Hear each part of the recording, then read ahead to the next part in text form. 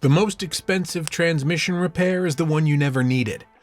One of the most expensive mistakes I see F-150 owners make is blaming the transmission too early. Sometimes they're right, but I've also seen guys price out a $5,000 rebuild when the transmission was never the problem in the first place. And I've seen the opposite too. Guys who kept throwing money at everything except the transmission when it was really the issue all along. So today, I'm going to show you exactly how I think through one of these trucks before I ever recommend transmission work. Not a list of parts to replace, the actual order I check things in and why. I'm RJ, 20 years working on Fords. When someone tells me their transmission is going bad, I almost never start by looking at the transmission. And here's why. Your transmission doesn't make decisions on its own. It reacts to information, and most of that information comes from the engine. Here's roughly how it works. The engine reports how much air it's taking in and how much torque it's making right now. The transmission uses that number along with the vehicle speed and throttle position to decide when to shift and how hard to apply the clutches. If that torque number is accurate, the shift feels right, smooth, at the point you'd expect it. If that number's wrong, the transmission is still doing exactly what it was told to do. It's just working from bad information, and there's nothing wrong with the transmission itself.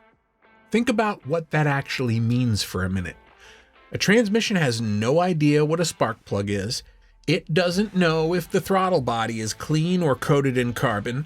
It just receives a torque estimate and reacts to it, the same way it would react to a correct one. That's the part most owners never think about, and it's the reason a healthy transmission can shift like it's falling apart. A throttle body with carbon built up around the plate can throw that calculation off before you ever notice a change in how the truck idles. I still see shops skip right past this one. The plate sticks slightly, the computer compensates with idle air, and the load calculation feeding the transmission gets a little less accurate every week that buildup sits there. A misfire drops torque output on one cylinder for a fraction of a second, and the transmission reacts to that dip like it's real because, as far as the computer's concerned, it is. Even a software calibration that's a few years out of date can make a perfectly healthy transmission shift like something's wrong with it. No different than running an old map on a phone and wondering why the directions keep sending you the wrong way.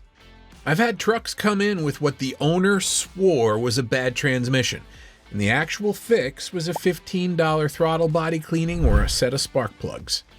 Nothing inside the transmission ever got touched, and the shifts went right back to normal because the transmission was never broken.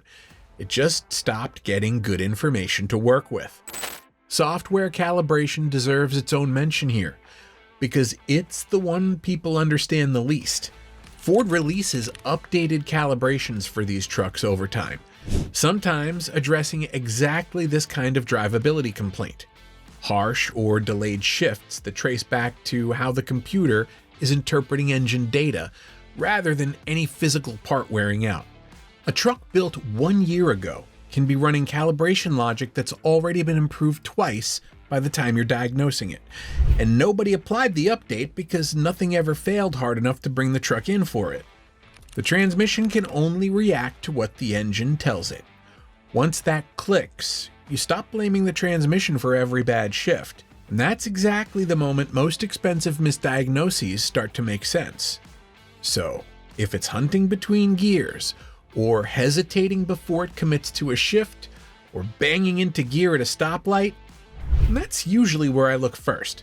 Not because the transmission is innocent, because ruling this out costs you almost nothing, and it's what's wrong far more often than most owners expect walking in. Now, let's say the engine side checks out clean.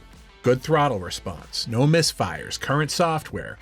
The truck still bangs into gear or clunks when you let off the throttle and get back on it. Most owners assume that's the transmission too, and I understand why. That's exactly where the noise seems to be coming from. Sometimes it isn't the transmission at all. It's the driveline underneath it. And the transmission's doing nothing wrong. This one fools a lot of people. Ford has an actual service bulletin on this, written specifically because so many owners and even some shops were misdiagnosing it.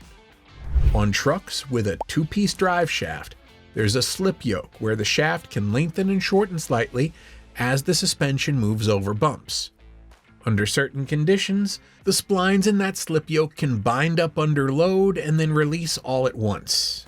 And that release feels exactly like a hard clunk from the transmission or the rear end. Ford's own bulletin says plainly that this is commonly mistaken for a transmission or differential problem, which tells you how often it fools people, including plenty who should know better.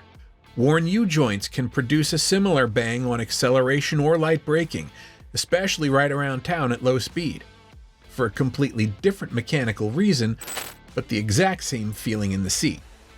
None of this changes how the transmission shifts internally, what gear it picks, or how hard it applies a clutch. It changes what you feel through the floor and the seat, which is precisely why it fools so many people. The transmission can be functioning exactly the way it's supposed to be and still get blamed for a noise it never made.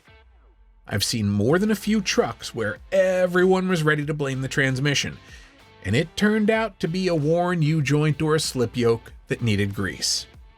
Check for play by getting under the truck with it in neutral and trying to twist the drive shaft by hand. A little give is normal. A lot of clunk when you rock it isn't. This costs you nothing but 5 minutes on a creeper, and it rules out an entire category of noise that has nothing to do with what's inside the transmission case. We've already covered exactly how to service a modern F-150 automatic the right way in a separate video, what fluid to use, and the method that won't shock a high-mileage transmission into failing. If yours is overdue, burnt, or you honestly don't know its service history, I'd recommend watching that one next, so I won't repeat all of it here. By now you've probably noticed something. I'm not checking random parts. I'm following the same order every time. And that's exactly why I built the Ford Longevity Checklist.